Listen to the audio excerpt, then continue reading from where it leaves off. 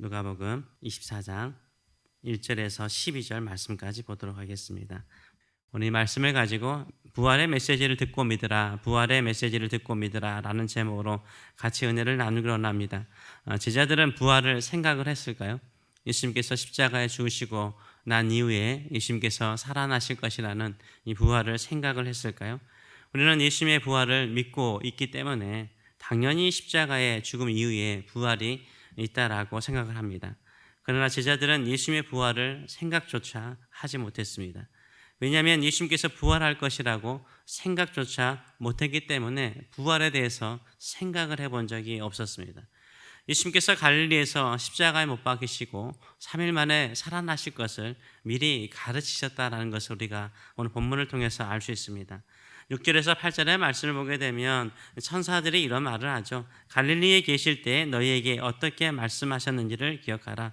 이르시기를 인자가 죄인의 손에 넘겨져 십자가에 못 박히고 제3일에 다시 살아나야 하리라 하셨느니라 한데 그들이 그때서야 여인들이 예수님의 말씀을 기억하였다라고 말을 하고 있습니다. 이렇게 예수님께서 갈릴리 지방에서 사역하실 때 제자들이 또 여인들이 들을 정도로 자세히 예수님께서 부활에 대해서 말씀하셨어요. 그럼에도 불구하고 제자들은 전혀 부활에 대해서 생각하지 않는 것을 우리가 볼 수 있습니다. 그래서 예수님의 무덤에 다녀온 여인들이 예수님께서 살아나셨다, 예수님께서 말씀하신 대로 살아나셨다라는 말을 전했을 때 그들이 허탄하게 생각을 합니다. 허탄하게 여깁니다. 영어로 보게 되면 넌센스라고 하는 거예요. 넌센스라고 생각을 했어요. 말도 안 되는 소리를 하고 있다, 이렇게 믿지 않았다라고 11절은 말하고 있습니다. 사도들은 그들의 말이 허탄한 듯이 들려 믿지 않았대요. 무슨 말이야, 예수님이 어떻게 살아나, 이렇게 생각을 한 거죠. 마치 우리 시중에 유행한 넌센스 가운데 그런 거 있지 않습니까? 백인이 있습니다, 흑인이 있습니다. 백인과 흑인이 결혼해서 애를 낳았습니다. 아이의 이는 무슨 색깔일까요? 무슨 색이죠? 그렇게 반응하는 게 우리의 모습이죠. 아이는 이가 없습니다. 그렇죠? 태어날 때 아이 이 없잖아요. 근데 이 색깔, 백인, 흑인 이렇게 이야기해버리면 색깔을 이야기하니까 아예 색깔밖에 생각이 안 나는 거예요.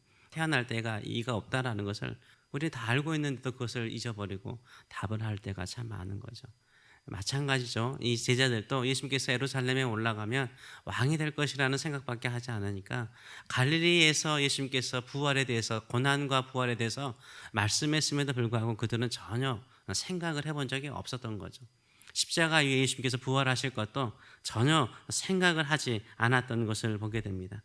우리도 이 부활을 생각하지 않고 살면 늘 우리의 고난이나 어려운 일들, 힘든 일만 생각하다가 예수님께서 부활하신 우리 주님으로서 우리의 모든 인생을 살리시고 우리의 꿈을 살리시고 우리의 삶 속에 새로운 일을 이루실 것을 생각하지 않고 살아요. 들려줘도 하나님께서 살리실 것입니다, 여러분의 삶에 새로운 일을 이루실 것입니다 말씀해도요 어떻게 생각을 해요? 아예 생각을 안 하니까 항상 넌센스로 생각하는 거예요. 우리의 믿음이 더 그 부활의 주님을 만나는 믿음으로 새로워지기를 원합니다. 그래서 부활을 생각하지 않고 살면 어떤 반응이 있습니까? 첫째는 예수님의 시신만 찾는 성도들이 참 많아요. 예수님의 부활을 목격한 사람들은 갈릴리에서 온 여인들이었습니다. 그들은 이 아리마대 요셉이 예수님을 자신의 빈 새 무덤에 예수님을 매장하는 것까지 다 봤어요. 그리고 안식일을 지나고 난 다음에 우리 주일이죠. 우리로 말하면 주일이죠. 주일날 이른 새벽에 정말 얼마나 부지런한지 몰라요. 이른 새벽에 그 충성스러운 마음을 가지고 그들이 향품을 가지고 무덤에 갔어요. 뭐하러 갔죠? 부활하신 예수님을 만나러 갔나요? 아니잖아요. 뭐하러 갔어요? 예수님의 시신에 향품을 바르려고 간 거예요. 거기에서 그들이 찾는 것은 뭐였습니까? 죽은 예수님을 만나러 간 거죠. 그래서 그 굴 안에 들어갔더니, 그 무덤 안에 들어갔더니 예수님께서 없는 거죠. 그리고 두 천사가 나타나서 말하는 것이 나와 있습니다. 1절에서 3절의 말씀을 보게 되면 안식 후 첫날 새벽에, 이게 주일날 새벽이에요. 주일날 새벽에 이 여인들이 준비한 향품을 가지고 무덤에 가서 돌이 무덤에 굴러 옮겨진 것을 보고 들어가니 주 예수의 시체가 보이지 아니한다라고 말하고 있어요. 우리도 이 여인들처럼요, 십자가에 죽으신 예수님께 마지막까지 최선을 다하는 충성을 보일 수 있습니다. 그러나 죽은 예수님만 찾고 있지는 않습니까? 살아나신 예수님을 찾고 계십니까? 부활하신 예수님을 찾고 계십니까? 예수님의 십자가를 통해서 우리의 죄를 정결하게 깨끗하게 하시고 우리를 의롭게 하신 것을 믿는 것도 되게 중요합니다. 근데 거기에 머물러서는 안 되는 거예요.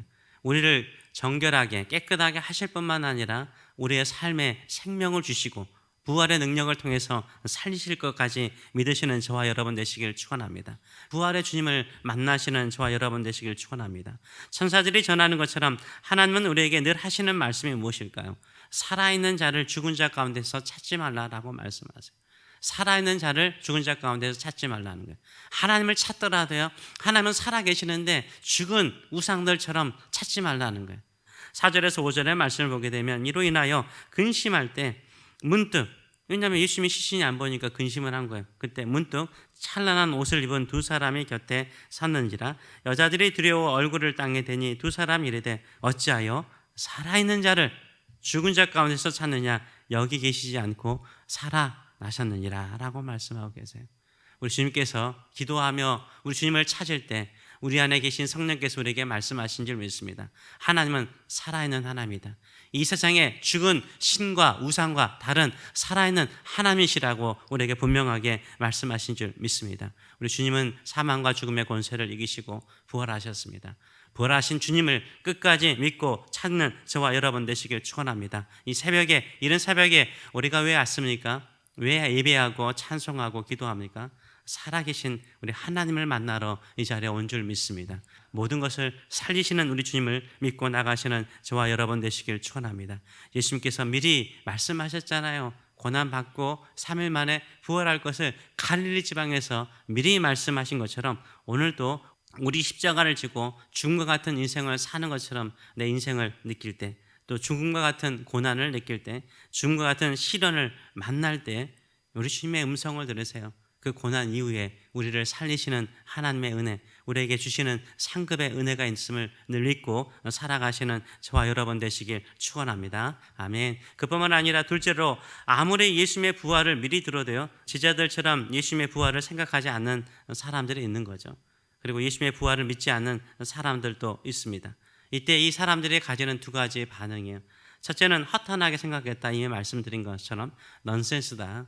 이 세상에 무슨 부활이 있어. 우리 인생은 그냥 천국 가면 끝나는 거지. 이렇게 생각하는 사람들이 의외로 많아요. 그냥 십자가로 만족하려고 하는 사람들이 참 많습니다. 그냥 내가 고난 있고 힘들고 이거 잘 견디다가 그냥 천국 가면 되지, 이렇게 생각하는 사람. 그래서 성도님 안에, 우리 집사님, 권사님 안에, 장로님 안에 부활의 능력으로 살리실 것을 믿습니다. 저에게 그런 기적은 일어나지 않을 거예요. 넌센스로 생각하는 사람이 의외로 많아요. 또 이상하게 생각하는 사람도 있죠. 베드로는 여인들의 말을 듣고 무덤에 달려가요. 참 남자들은 담대하지 않아요. 여자들은 담대하죠. 왜냐하면 이 여인들은요, 무덤에 들어가서 무덤에 예수님이 누운 곳을 다 확인하고 세마포밖에 없는 것을 확인해요. 근데 오늘 베드로를 보게 되면 베드로는 어떻게 합니까? 문을 동굴에서 보고 이렇게 머리만 집어넣어서 세마포만 있는 걸 봤다라고 이야기를 하고 있어요. 공동 번역 보게 되면 이렇게 말하죠. 그러나 베드로는 벌떡 일어나 무덤에 달려가 몸을 굽혀 안을 들여다봤다. 그랬더니 수위 밖에는, 이 세마포 밖에는 아무것도 없으므로 그가 어떻게 된 일인가 하고 이상히 여기면서 집으로 돌아갔다라고 말을 하고 있어요. 이렇게 동굴 안을 보고, 여인들은 동굴 안까지 들어갔는데 베드로는 일어나기는 벌떡 일어나요. 빨리 일어나요. 빨리 달려가가지고 그냥 고개만 뻘끗하게 보고 수위가 있는 것만 확인하고 생각하기는 뭐라고 생각해요? 아, 예수님께서 부활하셨구나. 여인들이 말하는 것처럼 부활하셨구나. 이렇게 생각하는 것이 아니라 이상하게 여겼대. 이상하게 여겼대. 뭐 이런 일이 있을까? 이상하게 생각한가? 우리도 이러지 않는지요? 주께서 전하신 이 성경에 나와 있는 모든 메시지는 확실한 줄 믿습니다. 기독교는 부활의 종교입니다. 부활이 없다면 이게 안 되는 거예요. 만약 예수님께서 부활하지 않았으면 그냥 좋은 말씀을 전하시고 좋은 인생을 살다가 죽으신 성인에 불과한 거예요. 그러나 예수님께서 십자가를 지시고 우리의 죄를 죽으시고 부활하심을 통해서 우리의 주가 되시고 구세주가 되시고 우리의 하나님이 되신 줄 믿습니다. 이 믿음을 가지고 살아가시는 저와 여러분 되시길 축원합니다. 그렇기 때문에 우리의 인생에는 뭐가 있습니까? 부활이 있어요. 우리가 죽고 난 다음에 있는 부활도 있지만 우리의 인생이 죄로 갇혔고 고난으로 갇혔던 인생을 풀어주신 우리 주님께서 부활의 능력으로 살아게 하여 주실 줄 믿습니다. 이 믿음을 가지고 주를 찾는 저와 여러분 되시길 축원합니다. 죽은 하나님이 아니라 살아계신 하나님을 믿고 오늘도 기도하시는 저와 여러분 되시길 축원합니다. 아멘. 그래서 부활의 능력이 우리 안에 기적이 우리 일상의 삶에 일어날 줄 믿습니다. 이상히 여기거나 넌센스로 생각하지 마시고요. 주께서 하신 그 말씀대로 내 삶에 일어나게 하여 주시옵소서. 살아나는 인생 되게 하여 주시옵소서. 이 믿음으로 살아가시는 저와 여러분 되시길 축원합니다. 네, 기도하겠습니다.